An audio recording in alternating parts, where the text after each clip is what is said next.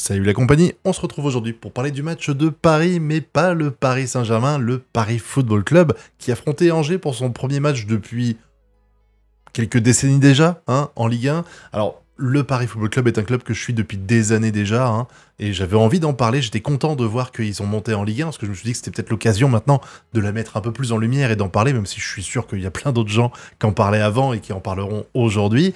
Mais je voulais voir ça parce que je suis quand même assez emballé par le projet, qui est différent de celui du PSG, et en plus de ça, je trouve, à moins que les médias jouent au con avec ça, qu'il n'y a pas vraiment d'antagonisme entre Paris Saint-Germain et le Paris Football Club, vous savez, il n'y a pas de haine viscérale, il n'y a pas de compétition pour savoir qui va finir devant l'autre, pour savoir quelle est la meilleure équipe de Paris. Bon, pour l'instant, il n'y a pas de débat, à mon avis, clairement, mais je trouve qu'il est tout à fait possible de défendre deux clubs de la région parisienne, et même de Paris, dans le cas présent, parce que voilà, moi j'aime bien Paris, et j'étais content de voir le PFC évoluer comme ils l'ont fait ces dernières années, surtout la dernière, parce qu'avant, ils ont galéré un petit peu. Bref, tout ça pour dire que le Paris Football Club, je vais continuer à en parler chaque semaine normalement, et du coup aujourd'hui il y avait son premier match face à Angers, qui était un match, j'ai envie de dire, à leur portée. Alors je fais pas partie de ceux qui pensent que le Paris Saint-Germain, j'ai vu des gens dire que le Paris Football Club allait finir peut-être en Champions League l'an prochain, j'y crois pas une seule seconde, honnêtement. Parce que même si tu arrives et que tu déposes 50 millions sur la table, tu pars avec une équipe de Ligue 2, donc même si tu changes 5-6 joueurs, bah tu changes pas toute l'équipe, Mais en plus, c'est pas forcément une bonne idée de changer toute l'équipe. Et en plus de ça, non, honnêtement, je pense sincèrement que si Paris finit déjà à la 10e place, c'est vraiment une très belle perf. On va déjà se contenter de vouloir le maintien, surtout que là, on vient de le voir. Même si l'équipe est pas encore complète, il n'y a pas Kevin Trapp, il manque aussi d'autres joueurs qui ont été recrutés et qui sont peut-être pas en forme, ou la signature est pas achevée, etc. Donc on avait une équipe du Paris Football Club qui jouait contre Angers, un club qui joue le maintien chaque année et qui a réussi à finir, je crois qu'ils ont fini 14e sur 18 l'an dernier, à 3 points du premier relégable quand même. Donc c'était quand même chaud. Et du coup, c'était pour moi un premier test intéressant, parce que t'affrontes l'OM, t'affrontes le PSG, c'est pas pareil, mais t'affrontes un club qui joue le maintien, comme toi en théorie, je suis désolé de le dire, mais le Paris Football Club joue le maintien cette année, et ben c'est l'occasion de tester un petit peu le niveau des joueurs, le niveau de l'équipe en général, et globalement, même si je suis frustré parce que ça finit par une défaite 1-0, je dois le reconnaître, j'ai quand même été heureux de ce que j'ai vu, parce que sincèrement, il y avait des bonnes choses. Alors on va essayer de voir un petit peu chronologiquement ce qui s'est passé. Déjà, il y a eu des belles actions parisiennes en départ, mais on sent quand même une domination d'Angers, clairement peut-être plus habitué à la Ligue 1, peut-être moins aussi impressionné par l'enjeu, parce qu'ils sont là depuis des années, alors que j'ai l'impression que... au début, le Paris Football Club avait un petit peu du mal à se mettre dedans, et il n'empêche que les actions les plus dangereuses, elles étaient du côté d'Angers, et il y a eu surtout énormément d'erreurs défensives, assez invraisemblables, à plusieurs reprises. Ils ont eu de la chance au début du match de s'en prendre qu'un seul de but, parce qu'on peut être là à dire « ouais, mais il y avait un 0 pour... Enfin, il y a eu un carton rouge, Paris FC a dominé la fin de match », et c'est vrai, Paris FC, à la fin, il dominait et il méritait peut-être d'au moins revenir avec un nul. Mais en début de match, clairement, il y a eu un peu de luck quand même du côté de Paris.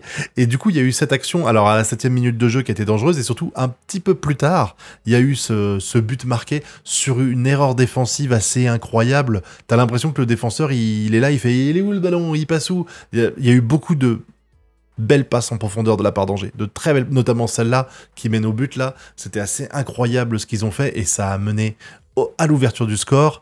Franchement, on peut en vouloir aux défenseurs. Je crois que c'était Mbao qui s'est foiré là-dessus, si je dis pas de bêtises. Mbao, je reconnais pas forcément encore tous les joueurs avec la nouvelle saison, etc. Mais il y a eu vraiment d'énormes erreurs défensives, des passes des fois. Alors moi, c'est sûr que je suis le Paris Saint-Germain, donc ça arrive un peu moins souvent ça, mais des passes qui sont données à des joueurs pas les bons aux joueurs adverses.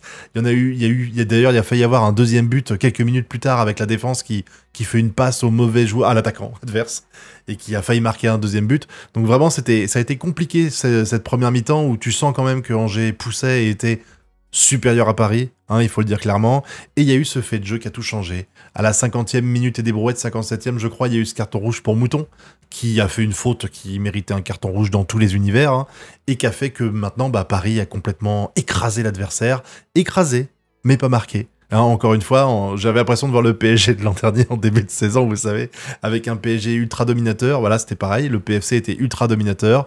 Ils ont fait des belles actions, mais par contre, putain, mais Kofi, enfin, je sais, j'ai l'impression de reparler du PSG de l'an dernier, mais le gardien, c'est l'homme du match. Le gardien, c'est l'homme du match. Encore une fois, il a fait quelques petites erreurs de temps en temps, mais il s'est rattrapé à chaque fois et ça finissait bien. Et malheureusement, Paris, ils ont eu beau pousser.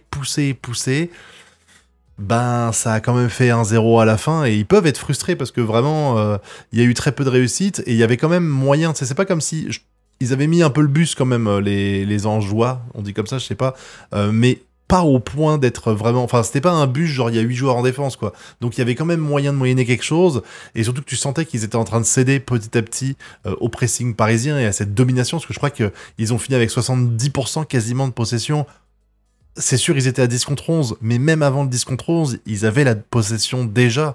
Hein. D'ailleurs, ça me fait penser, des fois, j'ai l'impression de voir Paris jouer, le PSG jouer, parce que ça jouait beaucoup en possession, ouais. C'était intéressant, ça.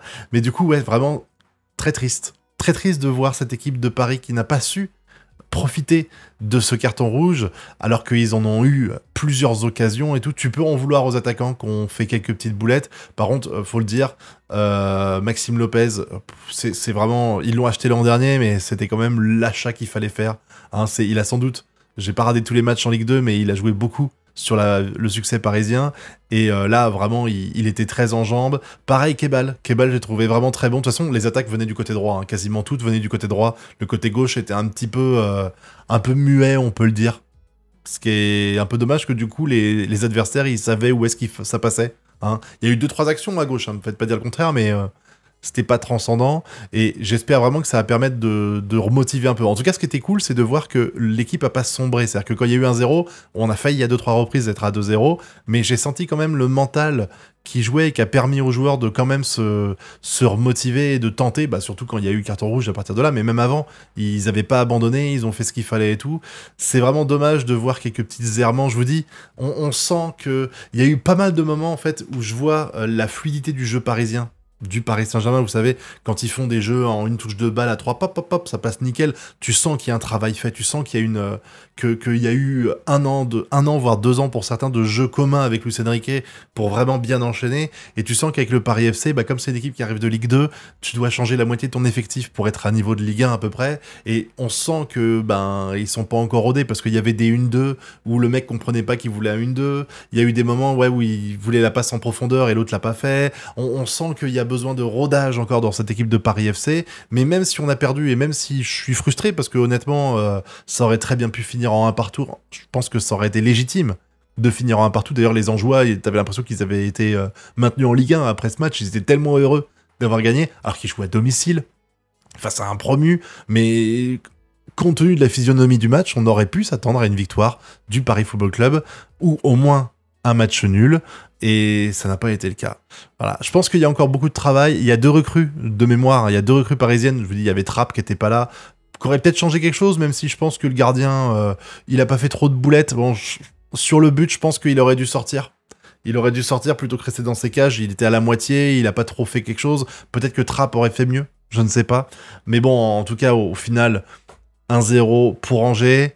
Ça démarre mal pour Paris et ça permet peut-être aux gens qui voyaient, alors peut-être que les joueurs eux-mêmes étaient pas comme ça, mais les gens qui voyaient Paris trop beau, hein, vont peut-être remettre un petit peu d'eau dans leur vin parce que vraiment en début de match, mais les commentaires sur Ligue 1+, il y a un gars, il était là à dire ouais, peut-être qu'ils pourront réussir à gratter une place en Ligue des Champions. Top 4 dès la première saison, wow, c'est chaud quoi. Même avec l'argent qui est arrivé avec Bernard Arnault, c'est ça, la famille Arnault, c'est...